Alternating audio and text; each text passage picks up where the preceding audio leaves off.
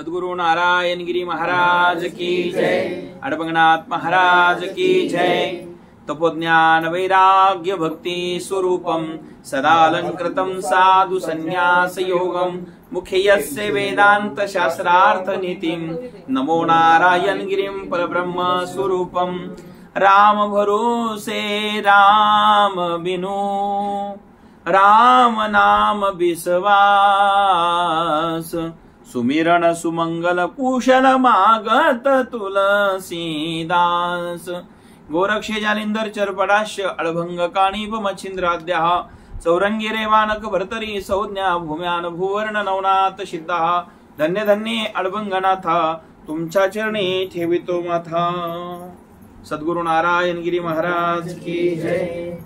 आज संत श्रेष्ठ गुरुवर्य सद्गुरु नारायण गिरीजी महाराज यांची पुण्यतिथी आहे आणि आजचा दिवस अत्यंत महत्वाचा 2 एप्रिल 2024 आपण सर्वजण संभाजीनगर पडेगाव या ठिकाणी जमलेलो आहोत। गुरुवर्य नारायणगिरी महाराजांच्या 15व्या पुण्यतिथी निमित्ताने आपण सर्वजण एकत्र आहोत। संत श्रेष्ठ नारायणगिरी महाराज या जगातले अद्वितीय परब्रह्म झालेले आहेत। या जगामध्ये अनेक संत झाले, त्यापैकी तुकाराम महाराज, ज्ञानेश्वर महाराज, संत नामदेव महाराज, चोखोबाराया, निळोबाराया, संत एकनाथ महाराज, हे प्रत्येक संत त्यांच्या इकडे एक वेगळं वैशिष्ट्य आहे। शांती शब्द आला की नाथ महाराजांचं जीवन चरित्र आपल्याला आठवत आहे। शांती म्हटलं की नाथ महाराज आहे। वैराग्य म्हटलं की जगद्गुरु तुकोबर आहे। तुकाराम महाराज सारखं वैराग्य जगात कोणाकडे नाही। ज्ञान शब्द आला की ज्ञानोबाराय सारखं ज्ञान या जगात दुसरं कोणाकडे नाही। कारण ज्ञानाचा सागर सखा माझा ज्ञानेश्वर, ज्ञानाचा जो सागर आहे तो सखा ज्ञानेश्वर आहे। ज्ञानेश्वरा माऊली सारखं ज्ञान या जगात कोणाकडेच नाही। किती ज्ञान होतं। ज्ञानियांचे राजे गुरु महारावण म्हणते ज्ञानदेव तुम्हायसे। ज्ञानियांचे राजे जगात कोण झाले असेल तर ते संत श्रेष्ठ ज्ञानेश्वर महाराज झाले। ज्ञानियांचा शिरोमणी, ज्ञानियांची शिरोमणी कोण आहे तर ज्ञानेश्वर महाराज आहे। ज्ञानोबारायांना ज्ञानी म्हणणं हे योग्य नाही। ज्ञानोबाराय ज्ञानाचा सागर आहे। ज्ञानाचा सागर सखा माझा ज्ञानेश्वर। कोण आहे ज्ञानाचा सागर तर संत ज्ञानेश्वर महाराज सखा आहे, ज्ञानाची सागर आहे। म्हणजे ज्ञानी आहे ते ज्ञानेश्वर महाराज। वैराग्य शब्द जर आपल्या चेहऱ्यासमोर आला, डोळ्यासमोर आला वैराग्य, तर वैराग्य शब्द जर आला तर मायबापांनो एवढं मोठं प्रखर वैराग्य जगात कोणाकडे असेल तर जगद्गुरु तुकाराम महाराज सारखं वैराग्य या जगतामध्ये कोणाकडेही नाहीये। एवढं मोठं वैराग्य आपल्याला तुकोबाराया सोडून कोणाकडे पाहायला मिळणार नाही। या राज्याचे राजे छत्रपती शिवाजी महाराजांनी नजराणा पाठवला, पण नजराणा नाकारणारे एकच संत झाले, त्यांचं नाव तुकाराम महाराज आहे।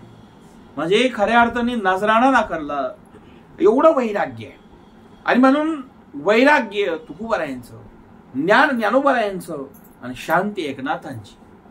बरं, या सगळ्या गोष्टी ज्यांच्या जीवनामध्ये परिपूर्ण होत्या, ज्यांचं ज्ञान विशाल होतं, ज्यांचं तप अगणित होतं आणि ज्यांचं वैराग्य तर शिखराला पोहोचलेलं होतं, असे एक संत या कलियुगात झाले ते माझे सद्गुरु नारायणगिरी महाराज आहे। आणि नारायणगिरी महाराजांच्या बाबतीत जर पाहिलं, तपोज्ञान, तप इतकं मोठं भयंकर आहे, असं तप नारायणगिरी महाराजांसारखं जगात दुसरं कोणाकडे पाहायला मिळणार नाही। काय तप आहे महाराज? कीर्तनाला उभा राहिल्यानंतर एक पायावर उभा राहिले की कीर्तन होईपर्यंत कधी पाय हलवले नाही। 2-2, 3-3, 4-4 तास कीर्तन व्हावे आणि कीर्तन झाल्यानंतरही पाय न हलावे। वयाच्या 109व्या वर्षापर्यंत कीर्तन केली ते सद्गुरु संत श्रेष्ठ नारायणगिरी महाराज आहे। पण नारायणगिरी महाराज इतके तफाने महान होते, शरीर हे पवित्र झालेलं होतं, वाणी पुण्यवान होते। पवित्र तो देह वाणी पुण्यवंत, जो वधे अच्युत सर्व काळ। तयाच्या चिंतने तरसील संकट, म्हणजे संकट जातील त्यांच्या नावाने। तुका म्हणे पापे जाती संताची जपे। संताचं नाव जरी घेतलं तरी पाप नष्ट होतं। म्हणून 2 संतांचं भजन आम्ही करतो, ज्ञानोबा तुकाराम, ज्ञानोबा तुकाराम। मग ज्ञानोबाराया आणि तुकोबारायांचं भजन जर आपल्या जीवनामध्ये आपण करत असेल, भजन जर आपलं चालू असेल, तर भजन कोणाचं आहे? ज्ञानोबाराया आणि तुकोबारायांचं आहे। पण ज्ञानोबराय आणि तुकोबरायांचं भजन आपण करतो. का करतो? की त्या संतांच्या जपानी पाप नष्ट होतं. म्हणून आपल्याला पाप घालवायचं असेल, संतांचं भजन करा, संतांची सेवा करा. संतांच्या सेवेने ईश्वर प्राप्त होतो, ईश्वर कळतो. संतांच्या सेवेने ईश्वर मिळतो, संतांच्या सेवेने ईश्वर कळतो आणि संतांच्या सेवेनेच ईश्वराची प्राप्ती होते. म्हणून संत सेवा ही जगातली सर्वश्रेष्ठ सेवा आहे. तुका म्हणे करा सेवा आली जीवावरी तरी, तुका म्हणे संत सेवा हेची देवा उत्तम. असे संत नारायणगिरी महाराज झाले. आम्हाला 12 वर्षे गुरुवर्य नारायणगिरी महाराजांच्या चरणाची सेवा घडली. भाग्यवान आम्ही आहोत. सरला बेटामध्ये 12 वर्ष भंडाऱ्याची कोठीची सेवा माझ्याकडे होती. टुपके सरांनी अनुभवलेला आहेत, टेमकर साहेबांनी जवळून पाहिलेलं आहेत, कैलास महाराजांनी माझ्या संगती देऊन नारायणगिरी बाबांचे आशीर्वाद घेतलेले आहेत. आपण सर्वांनी अनुभव. जगताप साहेब तर आमचे तिथे जन्माला आलेले आहेत. विचार करा, आज आपण सर्वजण भाग्यवान आहोत. आज खऱ्या अर्थाने आमच्या दीदीकडे जेवणाचा प्रसंग आणि आज गुरुवारी नारायणगिरी बाबांची पुण्यतिथी. तर ताई, तुमचं हे जेवण नाही, आता महाप्रसाद झाला, कारण इथे प्रवचनही झालेलं आहे आणि नारायणगिरी बाबांच्या पुण्यतिथीच्या निमित्ताने आपल्या घरामध्ये असणारा सत्संग झालेला आहे. माय बापांनो, आपण सर्वजण या ठिकाणी आहोत. खऱ्या अर्थाने आपलं भाग्य आहे, आपलं पुण्य आहे. उदयास आलं की गुरुवारी नारायणगिरी बाबा सारखे गुरु आपल्याला मिळाले. काका, असे संत मिळणं दुर्लभ आहे. नारायणगिरी महाराज मिळणं, नारायणगिरी महाराज कळणं आणि नारायणगिरी बाबांची सेवा प्राप्त होणं हा जन्मोजन्मीचा भाग्याचा उदय असतो. त्याच्याशिवाय हे शक्य होत नाही. म्हणून गुरुवारी नारायणगिरी महाराजांची सेवा आपल्याला प्राप्त झाली, आपल्याला मिळाली, आपल्याला कळाली आणि म्हणून जीवन हे धन्य झालेलं आहे. आणि ते जीवन धन्य कशामुळे झालं? तर त्यांच्याच कृपा आशीर्वादाने आपलं जीवन धन्य झालेलं आहे. धन्य धन्य गुरुवारी नारायणगिरी महाराज आपल्याला गुरु प्राप्त झाले. कारण नारायणगिरी महाराजांचं कार्य, नारायणगिरी महाराजांची योग्यता, नारायणगिरी महाराजांचं हे तप, नारायणगिरी महाराजांचा अधिकार या ठिकाणी जर आपण अनुभवला, पाहिला, तर नारायणगिरी महाराज एवढे मोठं तप करायचे.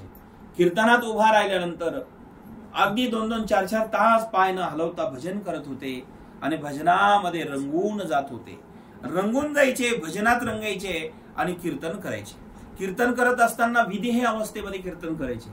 कीर्तन किती तास झालं बाबा याची जाणीव ठेवत नव्हते किंवा ते रंगून जात असल्यामुळे देभान विसरत होते. रंगलिया रंगी तुका विठ्ठल सर्वांगी. भगवान परमात्मा सर्व अंगात घुसल्यानंतर ही अवस्था ज्याला प्राप्त होती ती गुरुवारी नारायणगिरी महाराज होते.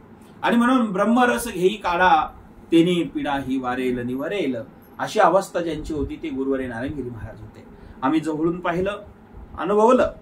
नारायणगिरी महाराजांची चरणाची सेवा घडली आणि त्यामुळे आमच्यासारखे सामान्य व्यक्ती आज समाजामध्ये सेवा करू लागलो असेल तर याला कारण काय आहे? गुरुवारी नारायणगिरी महाराजांची कृपा आणि त्यांचेच आशीर्वाद आहे. कारण संत कृपा झाली इमारत फळा आली. इमारतीला देखील फळं येतात संतांची कृपा झाल्यानंतर. कारण संतांनी जर मनावर घेतलं, या जगात अशक्य काही नाहीये. जगताप साहेब, कल्पना करा, कारण तुका म्हणे संत सेवा ही देवाला उत्तम आहे. आणि म्हणून अशा संतांची सेवा करण्याकरता भगवंत सुद्धा वैकुंठातून भूलोकात येतो. कारण या सुखा कारणे देव वेडावला, वैकुंठ सोडून संत सदनी राहिला. संतांच्या सानिध्यामध्ये देव सुद्धा वैकुंठातून इथे येतो, अवतीर्ण होतो. आणि म्हणून देवाने जर संतांची सेवा केली असेल तर जीवाने का करू नये? म्हणून आपण प्रत्येकाने संतांची सेवा केली पाहिजे. कोणतेही संत भेटले, कोणतेही संत दिसले की हात जोडा, नमस्कार करा. पटलं तर जय हरी करा, नाही पटलं तर रामकृष्ण हरी म्हणा. व कुठल्याही साधू संतांची उपेक्षा करू नका, नावं त्यांना ठेवू नका. संत काही करत नाही, पण संताला जर तुम्ही नावं ठेवत बसले आणि भानगडीत कुटाने करीत बसले की भगवंत तुम्हाला आयुष्यात कधी माफ करत नाही. त्याला ठेवा. संत बिभीषणाचा अपमान रावणाने केला. बिभीषणाने रावणाचं काही केलं नाही, पण रामाने बिभीषणाचा अपमान झाल्यामुळे रावणाच्या कुळामध्ये दिवा लावायला कोणी शिल्लक ठेवलं नाही. संतांचा अपमान ज्या राज्यात होतो त्याचा नायनाट भगवंत करत असतो. हे रामायणातलं जगप्रसिद्ध उदाहरण आहे.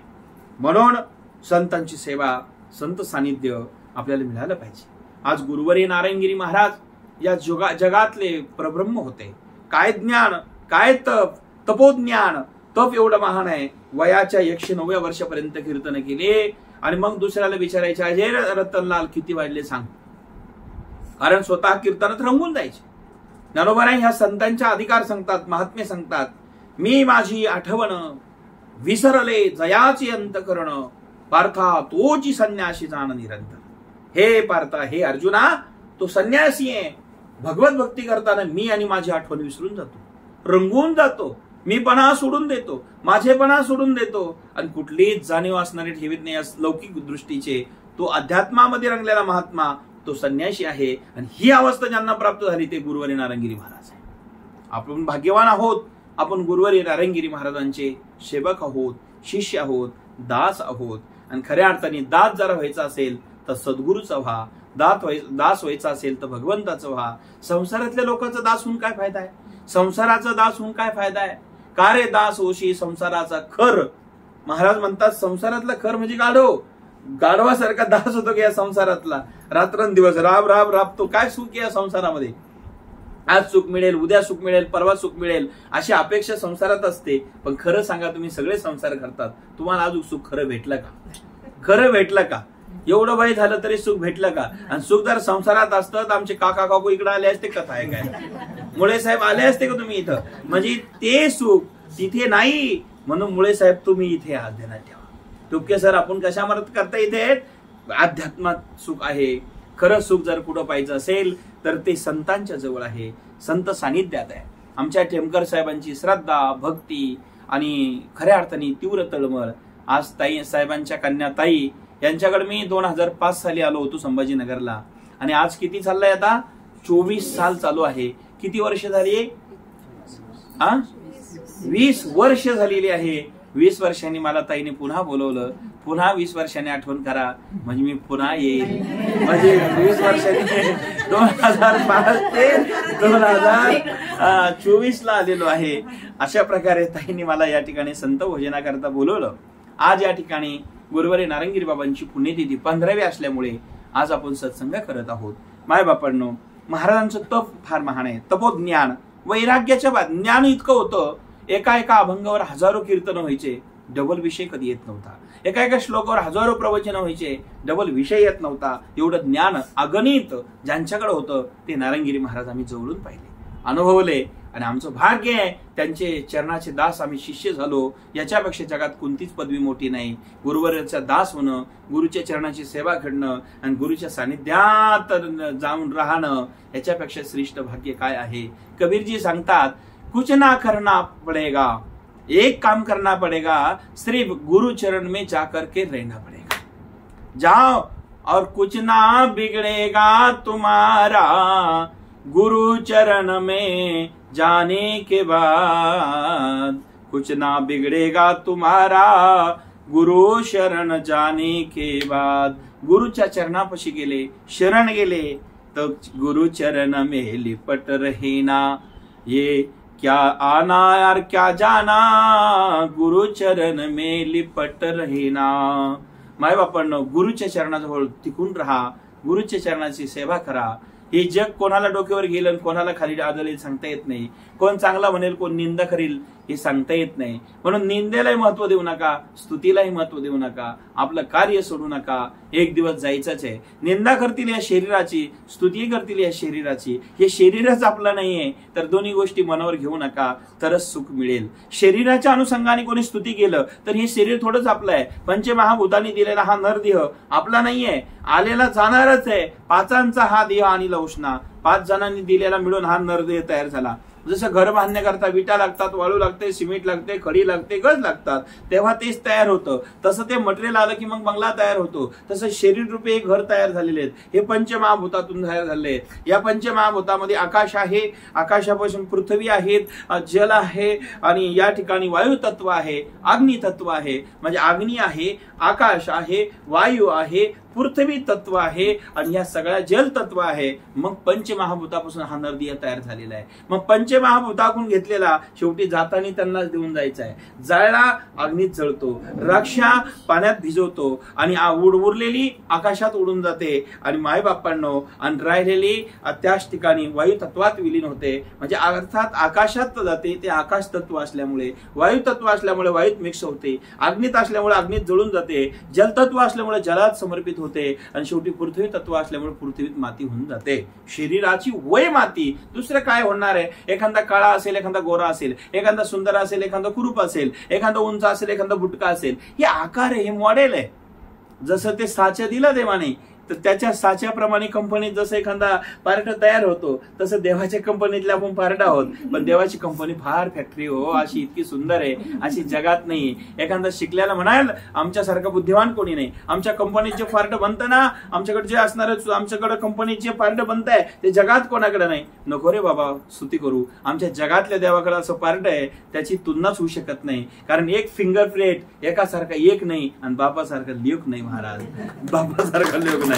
फिंगरप्रिंट तुम्ही आजपर्यंत पाहिली का? मिक्स कोणाची होती का? सेम कोणाची येते का? आई बाप मुलगा मुलगी काय आणा, सगळं घर एकत्र करा, पण सारखं येणारच नाही. सही तरी डुप्लिकेट करशाल, सही सुद्धा सही करू शकत नाही, सही सुद्धा सही असू शकत नाही, सही सुद्धा डुप्लिकेट होते, पण फिंगरप्रिंट कधीच डुप्लिकेट होत नाही. हे देवाच्या फॅक्टरीत कंपनीत तयार झालेलं मटेरियल महाराज. देव फार चतुर आहे, त्याच्यासारखा कोणी डोके बुद्धिवान नाहीये. म्हणून आपली बुद्धी ही छोटीशी आहे.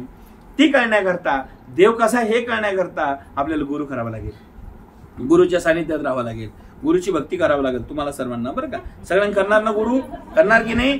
गुरुची सेवा करणार आहे तर कल्पना करा, असे गुरुवारी नारंगिरी महाराज तपानी महान होते, ज्ञानाने सागर होते. इतकं अगणित ज्ञान गुरुवारी नारंगिरी महाराजांकडे होतं. तर आम्ही त्याच सागरातून थोड्या डुबक्या मारून मारून वंजळीने पाणी घेतलेलं आहे. सागरातून किती घेतलं कैलास महाराज? वंजुळीने पाणी घेतलेलं आहे. जास्त नाही हो आमच्याकडे, पण वंजुळ घेऊन भरण्याचा प्रयत्न केला आणि मेमरीत ठेवलेल्या आहेत. आता आमची मेमरी ही बुद्धीची नारंगिरी महाराजांनी दिली आणि आम्ही श्रद्धेने त्याच्यात ठेवलेलं आहे. आज ते प्रगट होऊन तुमच्या पुढे देतो आहोत.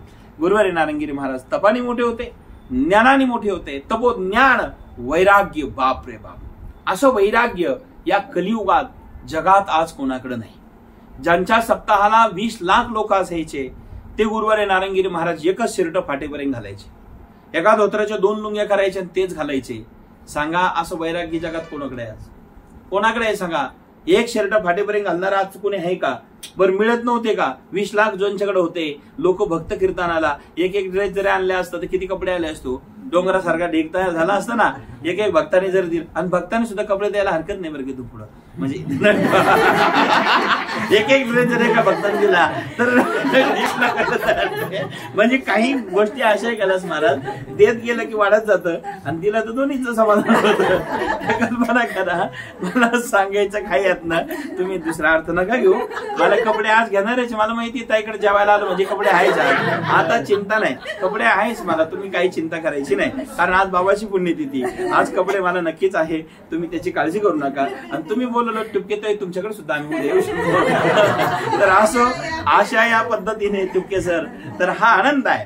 माझा मुद्दा असा आहे, तुम्हाला बऱ्यापैकी कळलेला आहेत मुळे, बरं कसं आहे मुळे साहेब. तर कल्पना करा, या सगळ्या गोष्टी गुरुवारी नारंगिरी बाबांच्या विनोदाचा भाग जरी बाजूला ठेवला तर नारंगिरी बाबांच्या जीवनामध्ये काय त्याग होता, सत्य होतं, समर्पण होतं.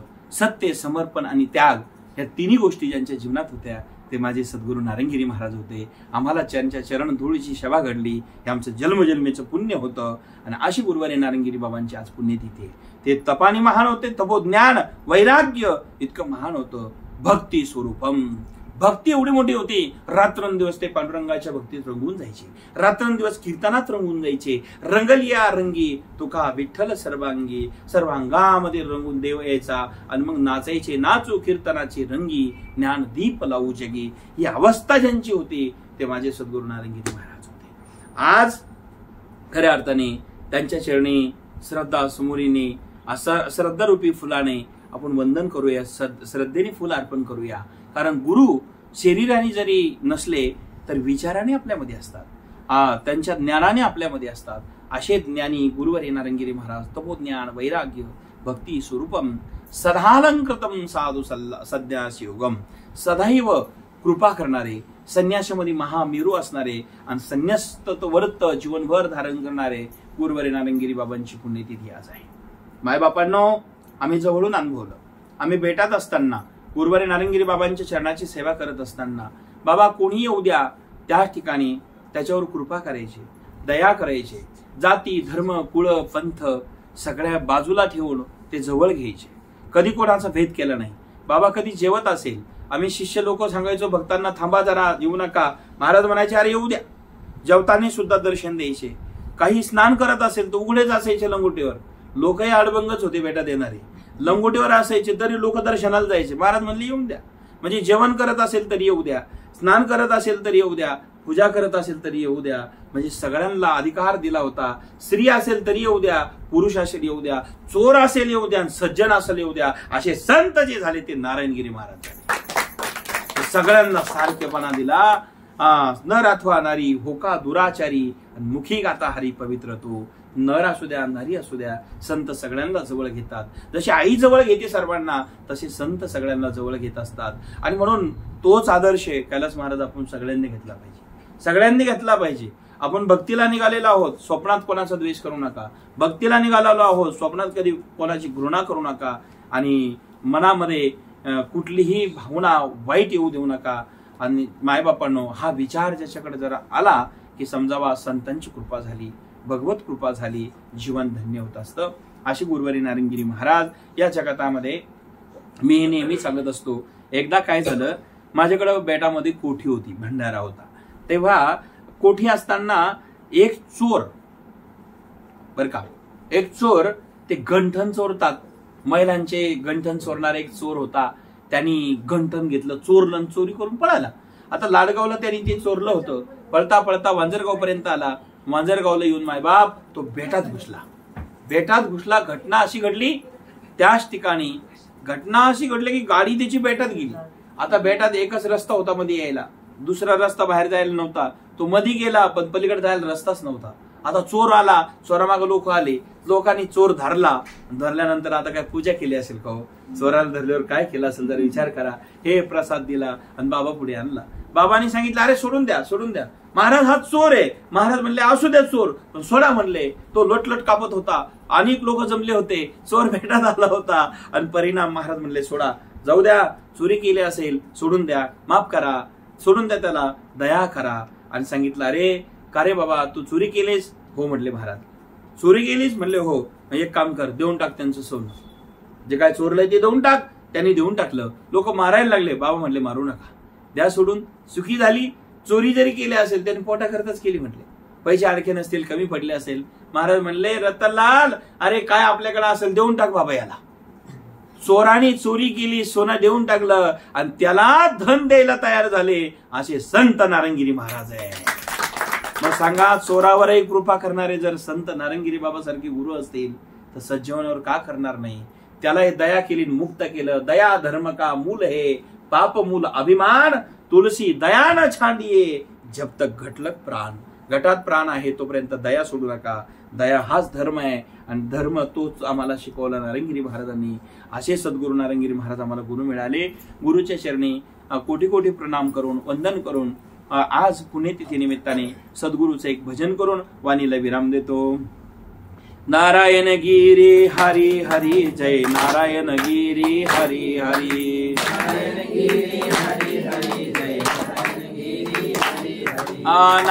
गिरी हरी हरी जय, नारायण गिरी हरी हरी जय, नारायण गिरी हरी हरी, सर्व म्हणा. अलबंगनाथाय हरी हरी जय, अलबंगनाथाय हरी हरी, अलबंगनाथाय हरी हरी जय, अलबंगनाथाय हरी हरी, अलबंगनाथाय हरी हरी जय, अलबंगनाथाय हरी हरी, अलबंगनाथाय हरी हरी जय, अलबंगनाथाय हरी हरी, हे नारायण गिरी हरी हरी जय, नारायण गिरी हरी हरी, नारायण गिरी हरी हरी जय, नारायण गिरी हरी हरी, नारायण गिरी हरी हरी जय, नारायण गिरी हरी हरी, नारायण गिरी हरी हरी जय, नारायण गिरी हरी हरी. अड़बंगनाथाय हरि हरि जय अड़बंगनाथाय हरि हरि अड़बंगनाथाय हरि हरि जय अड़बंगनाथाय हरि हरि अड़बंगनाथाय हरि हरि जय अड़बंगनाथाय हरि हरि अड़बंगनाथाय हरि हरि जय अड़बंगनाथाय हरि हरि नारायण गिरी हरि हरि जय नारायण गिरी हरि हरि नारायण गिरी हरि हरि जय नारायण गिरी हरि हरि नारायण गिरी हरि हरि जय नारायण गिरी हरि हरि नारायण गिरी हरि हरि जय नारायण गिरी हरि हरि नारायण गिरी हरि हरि जय नारायण गिरी हरि हरि नारायण गिरी हरि हरि जय नारायण गिरी हरि हरि नारायण गिरी हरि हरि जय नारायण गिरी हरि हरि नारायण गिरी हरि हरि जय नारायण गिरी हरि हरि नारायण गिरी हरि हरि जय नारायण गिरी हरि हरि नारायण गिरी हरि हरि जय नारायण गिरी हरि हरि नारायण गिरी हरि हरि जय नारायण गिरी हरि हरि नारायण गिरी हरि हरि जय नारायण गिरी हरि नारायण गिरी हरि हरि जय नारायण गिरी हरि हरि नारायण गिरी हरि हरि जय नारायण गिरी हरि हरि सद्गुरु नारायण गिरी महाराज की जय अड़बंगनाथ महाराज की जय अलग निरंजन आदेश।